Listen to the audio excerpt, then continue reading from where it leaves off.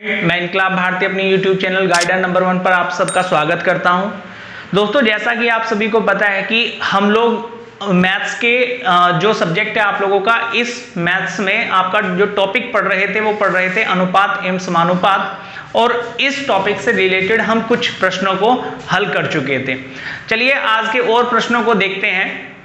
देखिए, यहां पर आप लोगों को बताना चाहूंगा मैं कि यहां पर आप लोगों से 2-3 क्वेश्चंस और कंसेप्ट से रिलेटेड पूछे जाते हैं। जैसा कि यहां पर अगर पहले कंसेप्ट की मैं बात करूं तो यहां एक फॉर्मूला निकल करके आता है जिसको हम कहते हैं कि भाई ए व बी दो संख्याएं हैं, दो संख्या हैं, ए व बी दो संख्या हैं और ए व बी यहां पर आपसे पूछा गया है कि ए व बी का मध्यानुपाती क्या होगा। आपसे पूछा गया मध्यानुपाती क्या होगा, मध्यानुपाती क्या होगा, मध्यानुपाती क्या होगा, ठीक है ना। तो मध्यानुपाती निकालने के लिए हम लोगों के पास में फॉर्मूला क्या होता है स्टूडेंट्स, हमारे पास में होता है रूट ए बी, ठीक है, रूट ए व बी। इससे रिलेटेड एक क्वेश्चंस भी हम लोग देख लेते हैं। जैसे कि आपसे पूछा गया है कि सर आप मुझे ये बताइएगा, एक मेरे पास में संख्या 6 है तथा दूसरी संख्या जो है वो 54 है, ठीक है। ये मेरे पास में ए हो गई है, ये मेरे पास में बी हो गई है। इनका मध्यानुपाती हमें ज्ञात करना है। तो मध्यानुपाती निकालने के लिए आप सभी को पता है कि भाई मध्यानुपाती क्या होगा, तो मध्यानुपाती बराबर होगा आपका रूट 6 × 54, ठीक है। अगर हम इसको सोल्व करेंगे तो हमें ये पता लगता है कि भाई यहां से क्या आ जाएगा, बाहर आप लोगों का 6 आ जाएगा और यहां से क्या आप लोगों का 3, और एटलीस्ट हम इसको आपका सोल्व करते हैं तो हमारे पास में आंसर क्या निकल करके आता है 18। ये हमारे प्रश्न का क्या हो रहा होगा, आंसर हो रहा होगा, ठीक है। तो मेन बात ये है कि अगर हमें मध्यानुपाती निकालना है तो मध्यानुपाती निकालने के लिए इस फॉर्मूले का यूज कर रहे होंगे भाई हम लोग, ठीक है। दूसरा जो कॉन्सेप्ट है स्टूडेंट्स आप लोगों का वो है तृतीयानुपाती का कॉन्सेप्ट, ठीक है ना। तो अगला जो कॉन्सेप्ट है वो क्या है, तृतीयानुपाती। अगर तृतीयानुपाती हमें पता करना है तो सबसे पहली बात यह है कि स्टूडेंट्स तृतीयानुपाती के लिए हमारे पास में देखिए एक संख्या a है अनुपात में, दूसरी संख्या अनुपात में b है, समानुपाती b अनुपात आप लोगों का हमने मान लिया है कि ये c है हमारे पास में, ठीक है ना भाई। तीसरी संख्या क्या है हमारे पास में, c है। यानी कि हमें ये निकालना है इसका, इस संख्या को पता करना है, इस संख्या का पता लगाना है। आप लोगों को दे दी गई है 2 संख्याएं, ठीक है ना। तो कहने का मतलब ये है स्टूडेंट्स, आपको यहां पर सवाल में 3 संख्याएं दी जाएंगी, a होगी, b होगी और फिर से b होगी आपके पास में, जैसा कि आप शुरुआत में भी करते हुए आए हैं। तो इसके लिए हमारे पास में क्या फॉर्मूला बनता है, फॉर्मूला बनता है c बराबर क्या हो जाएगा भाई, अंदर वालों की गुना अंदर हो जाएगी, ठीक है ना। तो कितना हो जाएगा, b² a। तो इस पर आधारित भी एक क्वेश्चन हम लोग देख लेते हैं। क्वेश्चन क्या है हमारे पास में, क्वेश्चन जो दिया गया है वो दिया गया है कि भाई आपके पास में कि सर मेरे पास में 2 संख्याएं हैं 16 और 24। संख्याएं क्या है मेरे पास में, 16 और 24, 16 और आपके पास में 24, 2 संख्याएं हैं, 16 और 24 2 संख्याएं हैं, ठीक है भाई। अगर 16 को हम लोग देखते हैं तो ये हमारा क्या हो जाएगा, a हो जाएगा, और 24 को अगर हम लोग देखते हैं तो ये हमारी क्या हो जाएगी, b हो जाएगी, ठीक है। अब c हमें निकालनी है तो c बराबर क्या होगा भाई, 24 का स्क्वायर कितना होगा, 24 का स्क्वायर होगा 576, ठीक है। और हमारे पास में a कितना होगा 16, और 16 से इसको जब डिवाइड करेंगे तो कितनी बार जाएगा भाई, 16 × 48, 16 × 48 और 16 छक्की 96, ठीक है ना, 16 छक्की 96। तो हमारा तृतीयानुपाती क्या आ जाएगा निकल करके 36। ये हमारे प्रश्न का क्या हो रहा होगा, आंसर हो रहा होगा। चलिए आगे देखते हैं। हमारे तीसरा कॉन्सेप्ट क्या है? तीसरा जो कॉन्सेप्ट है स्टूडेंट्स वो क्या है हमारा? वो है चतुर्थानुपाती। और अगर चतुर्थानुपाती की बात करें तो चतुर्थानुपाती कैसे निकलता है या आया कैसे, इसको समझते हैं हम लोग। सबसे पहली बात यह है स्टूडेंट्स, आपके पास में 3 संख्याएं दे रखी हैं भाई। एक ए है, अनुपात बी, समानुपात सी, अनुपात मान लिया है डी, और डी हमें फाइंड आउट करना है क्योंकि चौथा जो अनुपात है वो क्या है आपका डी है, इसको हमें पता करना है। तो आप सभी को पता होगा कि समानुपात में क्या होता है, बाहर वालों की संख्या बाहर वालों की गुना बाहर वालों में और अंदर वालों की गुना अंदर वालों में होती है। तो अगर हमें d निकालना है तो हम ये कह सकते हैं कि सर d बराबर होगा किसके, b Guna c upon a के बराबर होगा। ठीक है, तो इस पर भी एक आधारित एक सवाल देख लेते हैं। सवाल जो हमें दिया गया है वो कुछ इस प्रकार से है कि सर 12, 24 और 12 है, 14 है और 24 3 संख्याएं हैं। a जो दी है वो 12 है, b जो दी है आपको 14 है और c जो दी गई है वो आपको दी गई है 24। आपसे पूछा गया है कि d क्या होगा, d का मान पूछ लिया गया है। तो भाई d बराबर क्या होगा, d बराबर मैं रख लूंगा b कितना है मेरे पास में 14 है, c कितना है मेरे पास में 24 है और a कितना है मेरे पास में, a है मेरे पास में 12। 12 से काटेंगे, 2 बार कटेगा तो हमारा आंसर कितना आ जाएगा 28। ये हमारे प्रश्न का क्या हो रहा होगा, आंसर हो रहा होगा। तो दोस्तों आपका मध्यानुपाती, तृतीयानुपाती और चतुर्थानुपाती से रिलेटेड जो क्वेश्चंस आपके पेपर में बनते हैं उन प्रश्नों को आप इन फॉर्मूलों के माध्यम से सोल्व कर सकते हैं। अब जो चौथा कॉन्सेप्ट है हमारा वो है समानुपाती का कॉन्सेप्ट। इसको भी हम लोग समझ लेते हैं कि समानुपाती क्या है भाई। समानुपाती, तो समानुपाती में आप लोगों ने ये पाया होगा कि समानुपाती का जो हम लोग देखते आए हैं वो ये देखते आए कि भाई a अनुपात b, समानुपात का चिन्ह होता है ये c अनुपात d, ये दिया गया होता है हम लोगों को। ठीक है, हम लोग क्या करते हैं कि सर बाहर वालों की गुना बाहर वालों में, अंदर वालों की गुना अंदर वालों में, यही समानुपात में करते हैं। तो इसका मतलब क्या होता है कि सर a अपॉन d, समानुपात का मतलब हो गया समान अनुपात, मतलब बराबर अनुपात में। तो मैं लिख सकता हूं कि a अपॉन आप लोगों का, मैं क्या लिख सकता हूं, मैं लिख सकता हूं भाई आप लोगों का कि a गुना d बराबर होगा b गुना c के। ठीक है, अगर मैं यहां से आप लोगों का अनुपात निकालना चाहूं तो मैं ये कह सकता हूं कि अगर मैं आपका a b को इधर लेकर के आता हूं तो मैं लिख सकता हूं a अपॉन b बराबर होगा किसके, c अपॉन d के बराबर होगा। यानी कि मेरा आपसे कहने का मतलब ये है कि जो अनुपात a अपॉन b का होगा, जो अनुपात a अपॉन b का होगा वही अनुपात किसका होगा, c अपॉन d का होगा। ये समानुपाती का कॉन्सेप्ट है। इस कॉन्सेप्ट से रिलेटेड भी क्वेश्चंस आपके पेपर में कैसे पूछे जाते हैं उन क्वेश्चंस को भी हम लोग देखते हैं। तो चलिए स्टूडेंट्स देखते हैं ये क्वेश्चंस। हमें 2 क्वेश्चन हमने यहां पर लिखे हुए हैं। 21, 38, 55, 106 में से क्या घटाया जाए कि नई संख्याएं समानुपात में हो जाए। ठीक है, तो इसका कहने का मतलब क्या है कि भाई a अपॉन b समानुपात का मतलब बराबर c अपॉन d का मान, जो a अपॉन b का मान हो वही मान किसका होना चाहिए, c अपॉन d का होना चाहिए। मतलब कहने का ये है कि अगर ये 1/2 मान है, यानी कि a का मान कितना है 1 है, b का मान कितना है 2 है, तो वही मान किसका होना चाहिए आपका c और d का होना चाहिए। इसके कहने का मतलब ये है, ये इस प्रकार से सवाल में आप लोगों से पूछ रहा है।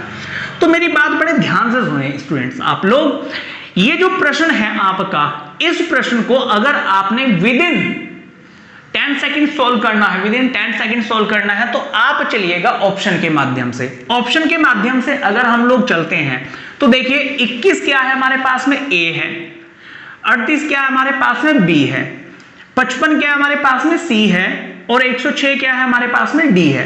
अगर मैं 21 में से 2 घटाता हूं तो मेरे पास में कितना बचता है भाई, 19 बचता है। और 38 में से 2 घटाता हूं मैं तो मेरे पास में 36 बचता है। ठीक है, इधर मैं अगर मान लेता हूं 55 में से मैं 2 घटाता हूं तो 53 बचता है और 106 में से 104 बचता है।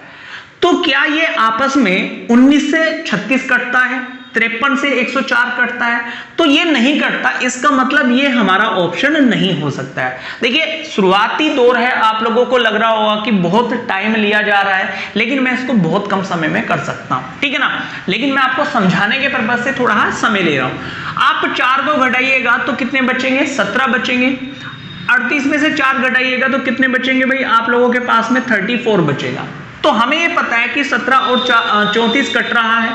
इधर भी देख लेते हैं कितना, 51 बचेगा। इधर कितना बचेगा? 102 बचेगा भाई। 17 ही कम 17 और 17 दूनी 34, ठीक है। 51 ही कम 51 और 51 दूनी 102।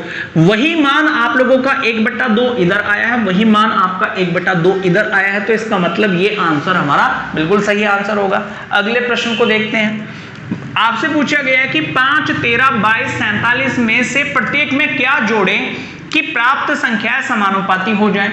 तो हमें पता है कि जोड़ना है भाई। आपका 5 में 2 जोड़ेंगे तो 7 आएगा और 13 में 2 जोड़ेंगे तो कितना आएगा? 15 आएगा। तो 7/15 हो जाएगा। आपस में नहीं कट रहे हैं, ठीक है ना। इसके अलावा हम आगे भी चेक कर लेते हैं भाई। आप लोगों का 22 में 2 जोड़ेंगे तो कितना हो जाएगा? 24 हो जाएगा। इधर कितना हो जाएगा? 49। आपस में नहीं कट रहे हैं। 4 और 5 कितने हो गए? 9 और 13 और 4 कितने हो गए हैं? 17। तो हमारे पास में 9/17 आ रहा है।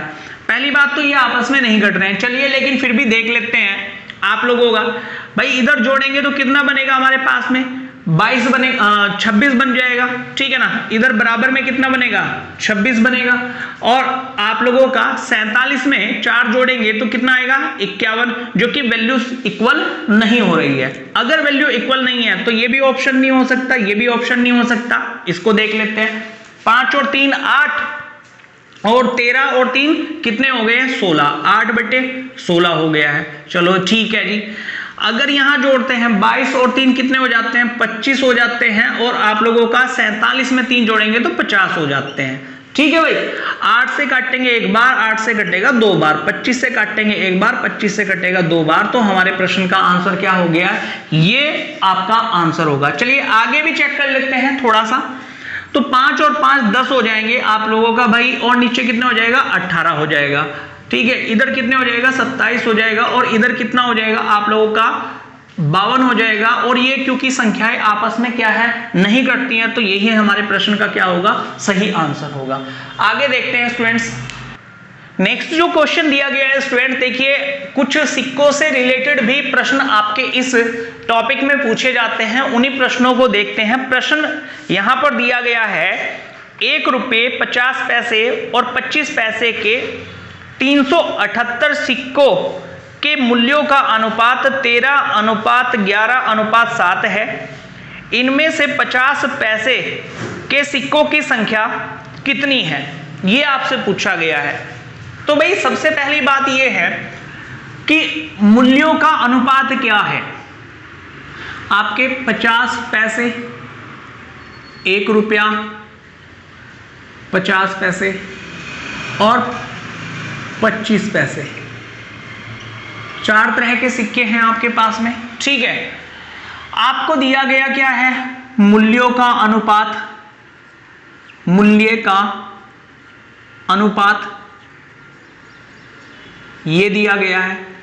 अगर मूल्य का अनुपात आपको दिया गया है तो वो कितना दे रखा है? वो सवाल में दिया गया है स्टूडेंट्स आप लोगों को 13:11:7।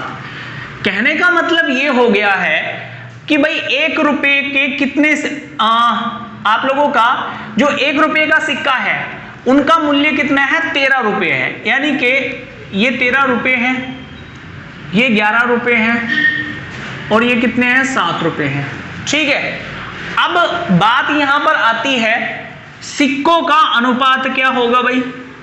ये तो है आपके मूल्यों का अनुपात, सिक्कों का अनुपात।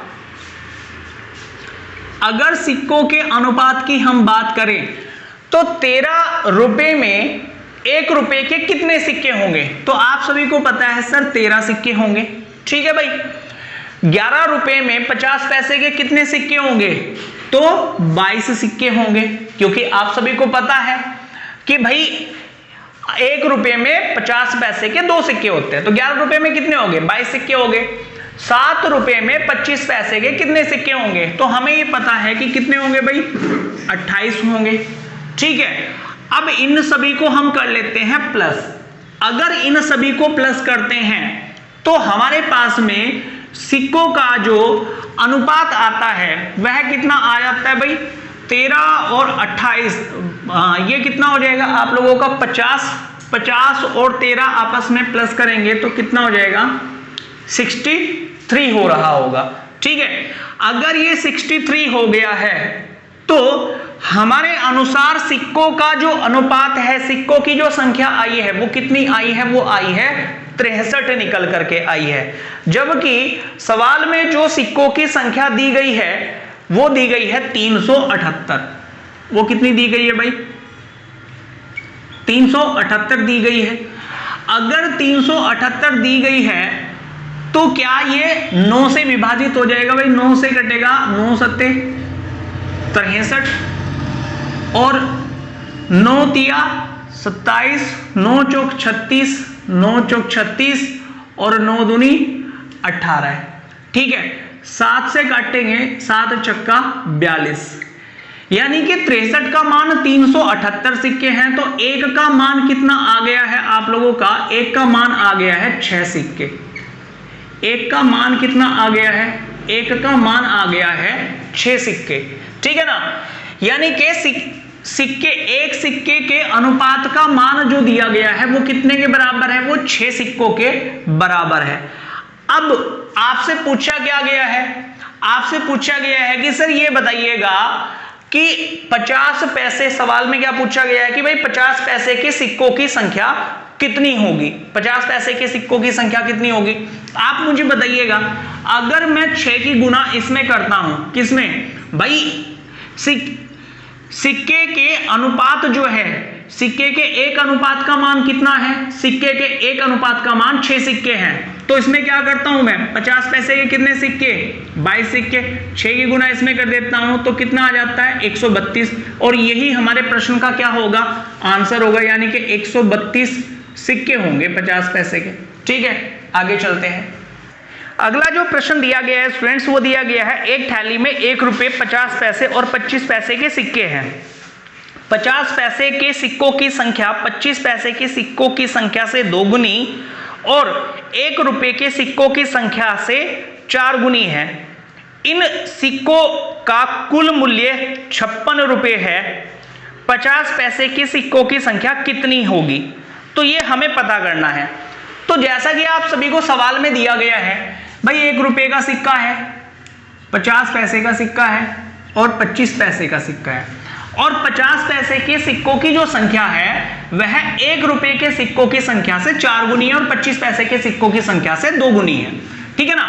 तो कहने का मतलब ये हो गया है, मैं ये लिख देता हूं 50 पैसे और ये हो गया आपके 25 पैसे। और यहां पर जो दिया गया है भाई, हमने मान लिया 1 रुपए के कितने सिक्के हैं आप लोगों के?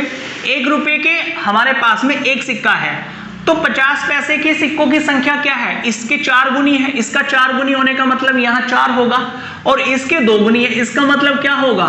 ये 2 होगा। ठीक है ना। अब बात ये आती है कि भाई ये तो हो गया सिक्के, ये तो क्या हो गया है? आपके सिक्के हो गए हैं।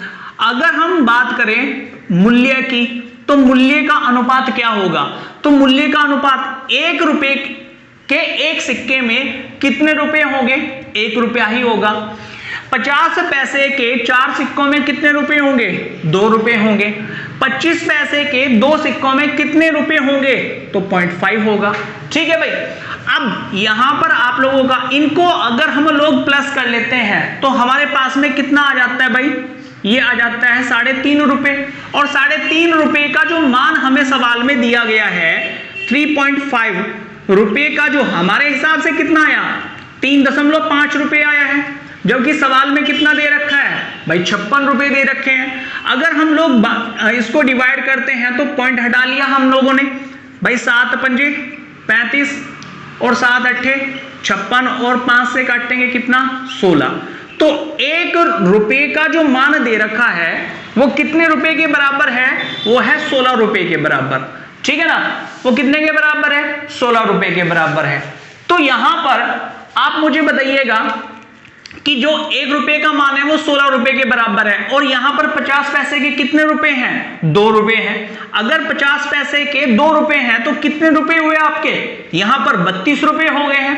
अगर 32 रुपए हो गए हैं तो 32 रुपए में 50 पैसे के कितने सिक्के होंगे, तो मैं कह सकता हूं कि 1 रुपए में 2 सिक्के होते हैं, तो 32 में 2 से गुणा कर देंगे तो कितने आ जाएंगे 64 सिक्के, और यही हमारे प्रश्न का क्या हो जाएगा स्टूडेंट्स, आंसर हो जाएगा।